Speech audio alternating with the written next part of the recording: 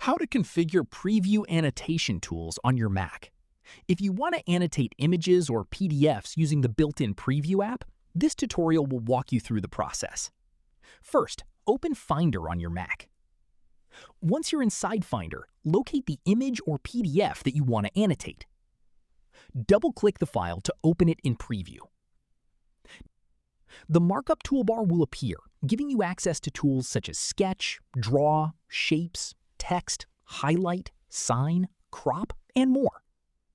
Use these annotation tools to make the changes you want to your file. You can also adjust the line thickness, border color, fill color, and text style using the available formatting options in the Markup toolbar. Once you're finished, click File in the menu bar and select Save, or simply press Command+S to save your changes. So it's really as simple as that, guys. If you did find this video helpful, then let me know in the comments. Make sure to like the video and subscribe for more Mac tutorials, and I'll see you in the next one.